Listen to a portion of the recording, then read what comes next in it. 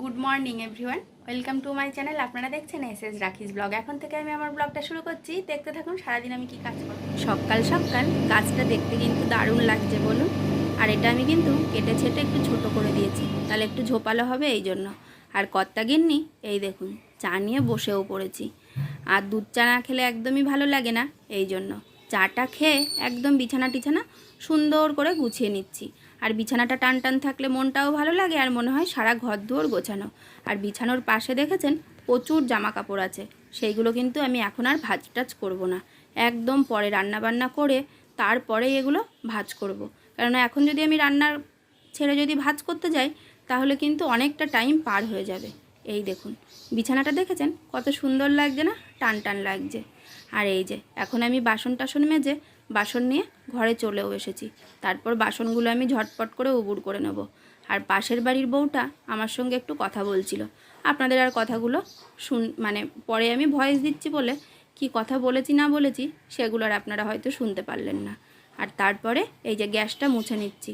রাত্রিবেলা আমি গ্যাস মুছে রাখলেও আবার সকালবেলা একটু হলেও কিন্তু আমি গ্যাসটা মুছে নিই।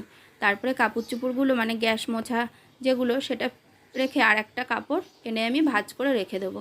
কেননা এটা দিয়ে আবার এই যে ভাতের হাঁড়ি ধরা সব কিছু এইগুলোর তো ব্যাপার থাকে, এই জন্য। আর সব কিছু পরিপাটি থাকলে দেখবেন রান্না বান্না করতেও বেশ ভালো লাগে। আর লবণের কোটোটাও ধুয়ে মানে যত কোটো কাটা আছে সব ধুয়ে নিয়েছি। তারপরে চলে গেছিলাম বাজারে, ওই যে কুলেখাড়া নিয়ে এনেছি আর একটু পালং শাক। কী বলেন তো, এখন একটু আয়রনযুক্ত খাবার খাচ্ছি, কেননা আমার শরীরটা ভীষণ খারাপ ছিল।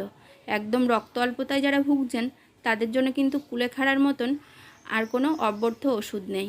কি বলেন তো, কুলেখাড়ার কাঁচা পাতার রসটা যদি আপনারা খান তাহলে কিন্তু ভীষণ ভালো হয়। আর যদি আপনারা সিদ্ধ করে খান কিংবা তরকারি করে তাহলে কিন্তু অবশ্যই একটু লেবু মিশিয়ে খাবেন।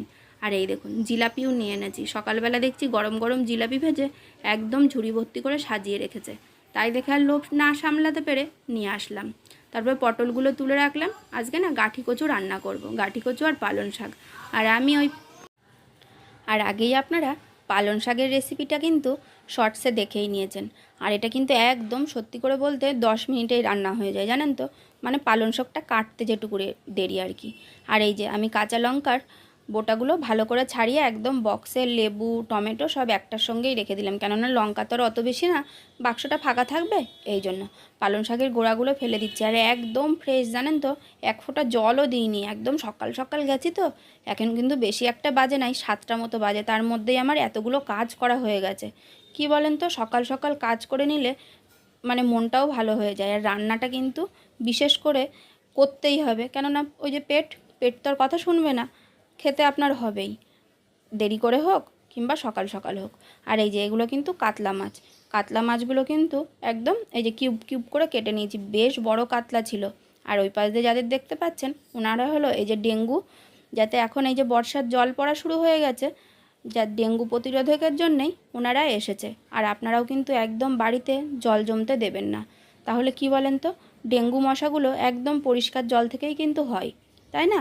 এই জন্য এই দেখুন গাঠি কচুটা কিন্তু আমি একদম সরু সরু করে কেটে নিয়েছি, কেননা সকাল সকাল রান্না করে দিতে হবে তো। ওই সরু সরু করে কেটে দিলে কি বলেন তো, তাড়াতাড়ি ভাজা হয়ে যাবে আর তাড়াতাড়ি সিদ্ধও হয়ে যাবে, এই জন্য। টমেটোটা আমি গোটাই দিয়ে দিয়েছি, কাঁচা লঙ্কাগুলো গোটা দিয়ে দিয়েছি। টমেটোটা কি বলেন তো, ওই ঢাকা দিয়ে দিলেই একদম সিদ্ধ হয়ে যাবে। তারপরে আমি কাঁচা লঙ্কাগুলো খুন্তি দিয়েই কেটে দিই, তাহলে পারে একদম মানে ঝাল যেটা সেটা হয়ে যায়। অনেক দিনের অভ্যাস হয়ে গেছে, ছেলে যখন ছোট ছিল তখন থেকে এই অভ্যেসটা আমার হয়ে গেছে, তার জন্য এখনও আর পাল্টাতে পারিনি, কাজ তো চলে যাচ্ছে এই জন্য। তারপরে আমি রান্নাবান্না করে একদম আলমারি টালমারি সব কিছু ভালো করে পরিষ্কার করে নিচ্ছি, ধুলো জমে গেছে। 2-1 দিন যেই না মুছি না একদম ধুলো জমে যায়। আর ডিপ কালার তো তখন যেন একটু বেশিই চোখে পড়ে, দেখবেন হালকা কালারের থেকে ডিপ কালারটাই কিন্তু বেশি চোখে পড়ে, তাই না। সাদা জিনিস যত তাড়াতাড়ি নোংরা না হয়, কালো জিনিস কিন্তু নোংরা হলে ততটাই চোখে পড়ে।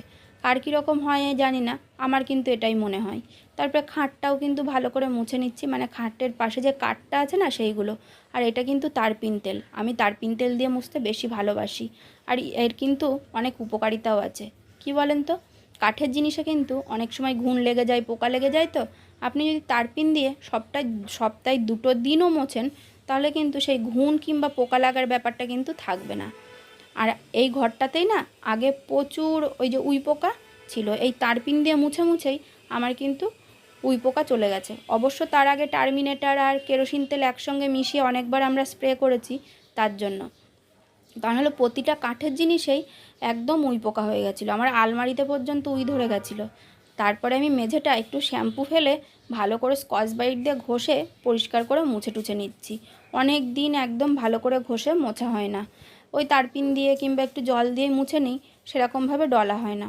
তাহলে কি বলেন তো, একটু ছোপ ছোপ হয়ে থাকে কিংবা কোনোখানে দাগ হয়ে থাকলে দেখবেন ভালো লাগে না, সাদাটা জিনিস তো ওই জন্য বেশিই চোখে পড়ে। এই দেখুন, ওই যে সবুজ যে জিনিসটা দেখছেন, এই যে সেটা হলো শ্যাম্পু, ওই হেড অ্যান্ড শোল্ডার শ্যাম্পুটা ছিল, আমি সেটাই দিয়ে দিয়েছি। ক্লিনিক প্লাস দিলেও হতো, কি করব, যেটা বাড়িতে আছে সেটা দিয়েই করে নিয়েছি। দেখেছেন একটু ফেনা ফেনা হচ্ছে, তারপরে একদম পরিষ্কার জল দিয়ে ভালো করে মুছে নেব। মানে ভালো করে মুছতে হবে, তা নাহলে কিন্তু একদম স্লিপ কেটে ধপাস। তারপরে দেখেছেন এই যে সামনেটাও ভালো করে ঘষে নিচ্ছি, পায়ের ধুলো টুলো কাদা টাদা যাই উঠুক না কেন, মোছা হলেও একটু না একটু মনে হয় যেন ছোপ থেকেই যায়। যারা ভালো করে দেখেন তারা বুঝতে পারবেন, আর যাদের একটু ঘরটা বেশি পরিপাটি করে রাখতে ইচ্ছে করে তারা বুঝতে পারবে, তা না হলে কিন্তু এটা বোঝা সম্ভব না। তারপরে দেখুন একদম পাপোশ টাপোশ দিয়ে একদম খুব সুন্দর লাগছে।